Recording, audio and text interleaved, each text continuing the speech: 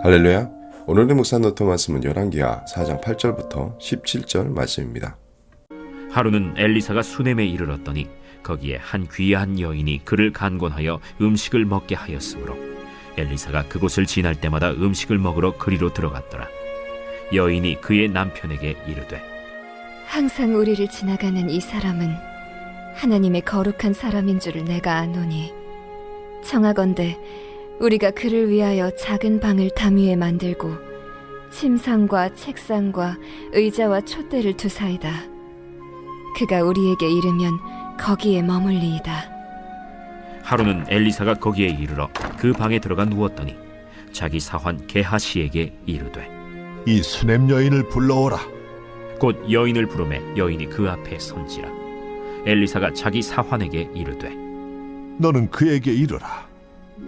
내가 이같이 우리를 위하여 세심한 배려를 하는도다.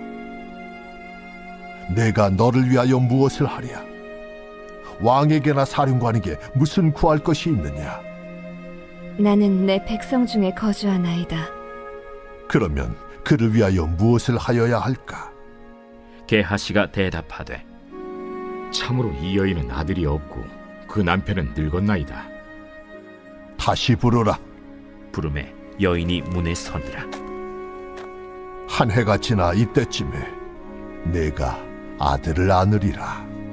아니로소이다. 내 주 하나님의 사람이여, 당신의 계집종을 속이지 마옵소서.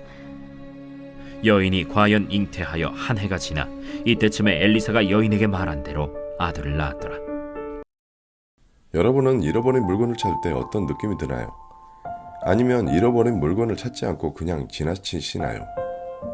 이런 일들은 단순한 일상의 일로 보일 수 있지만 그 과정에서 우리는 무엇을 진정으로 원하는지 또 어떤 것에 만족하는지를 반성하게 됩니다. 오늘날 우리는 무수히 많은 것을 가지고 있지만 그럼에도 불구하고 우리는 더 많은 것을 원하고 찾습니다. 그러나 그렇게 찾아다니며 우리는 자족함을 잃어버리곤 합니다. 이것은 오늘 성경 본문에서 다루는 수넴 여인의 이야기와 밀접한 관련이 있습니다. 수넴 여인은 자신이 가진 것으로 하나님의 사람 엘리사를 섬깁니다. 그녀는 무엇인가를 얻기 위해서가 아니라 그저 엘리사가 하나님의 사람이란 이유로 그리고 그것이 옳다고 느껴서입니다. 이런 자족하고 베푸는 삶은 과연 어떤 의미를 갖고 있는지 오늘 본문을 통해 살펴보고자 합니다. 우선 본문에서 수넴 여인의 삶을 살펴보면 그 여인은 얼마나 부족한 삶을 살면서 또 다른 일을 베푸는 삶을 살았는지를 명확하게 알 수 있습니다. 그녀는 엘리사에게 음식을 대접했고 또 그를 위해 별도의 방도 마련했습니다. 이것은 그저 일회성의 친절이 아니었습니다. 본문에서는 그녀가 엘리사가 자주 그 지역을 다닐 때마다 이러한 대접을 해주었다고 말하고 있습니다. 그녀는 아마도 사회적으로나 경제적으로는 그리 나쁘지 않았을 것입니다. 그러나 그녀의 행동은 단순히 경제적인 풍요에서 비롯된 게 아니었습니다. 그녀는 엘리사가 하나님의 사람이라는 것을 알아보고 그에게 대접한 것입니다. 여기에서 그녀의 신앙과 또 그 신앙에서 비롯된 자족함을 드러납니다. 이처럼 자신이 가진 것을 통해 다른 사람과 나누기를 원했고 또 그것을 통해 하나님을 영화롭게 하고자 했던 것입니다. 그러나 물질적으로나 신앙적으로나 자족한 그녀에게도 부족한 점이 있었습니다. 그녀는 아들이 없었다는 것입니다. 이것은 당시 사이에서 가장 큰 부족함 중에 하나로 여겼을 것입니다. 그러나 흥미로운 것은 그녀가 이를 엘리사에게 요구하지 않았다는 것입니다. 그녀는 자신의 부족함을 알면서도 그것을 엘리사나 하나님에게 요구하지 않았습니다. 그녀는 단지 섬기고 주는 것에 만족했습니다. 그런데 그런 그녀의 이러한 태도를 보시고 하나님은 축복을 내리십니다. 엘리사가 그녀에게 아들을 낳게 될 것이라고 예언합니다. 이것은 그녀가 요구하지 않았음에도 불구하고 하나님께서 그녀의 부족함을 채워주신 것입니다. 이처럼 수넴 여인의 이야기는 자족하면서 베푸는 삶의 가치를 우리에게 가르쳐줍니다. 그녀는 자신이 가진 것을 주면서도 부족한 것에 대해 요구하지 않았습니다. 그럼에도 불구하고 하나님은 그녀의 생활에 기적을 일으켜 그녀를 축복한 것입니다. 이를 통해 우리가 자족함이 얼마나 큰 덕목이고 또 하나님을 믿고 섬기는 삶이 얼마나 의미 있는 것인지를 깨닫게 합니다. 그렇게 우리가 본문을 통해 볼 수 있는 첫 번째 중요한 포인트는 자족함의 미덕입니다. 엘리사가 무엇을 원하느냐는 질문에 나는 내 백성 중에 거주하나이다고 말하는 것은 자신의 삶의 만족함을 표현한 것입니다.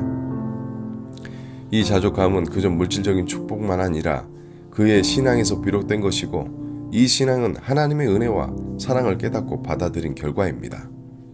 기억하십시오. 신앙생활에서 자족함은 중요한 미덕입니다. 왜냐하면 자족한 사람만이 진정으로 다른 이를 위해 베풀 수 있기 때문입니다. 그렇게 이 자족함은 궁극적으로 하나님의 사랑과 은혜를 받아들이고 그것을 실천하려는 삶의 태도입니다.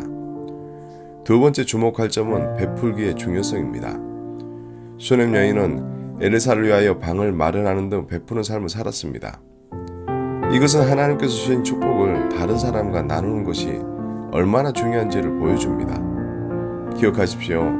하나님의 축복과 은혜를 다른 사람에게 나누고 섬기는 것은 하나님의 뜻입니다. 다시 말해 하나님의 축복은 개인적인 것이 아니라 공동체를 위한 것입니다. 그리고 그것을 실천하는 것은 하나님의 뜻을 세상에 나타내는 방법 중에 하나입니다.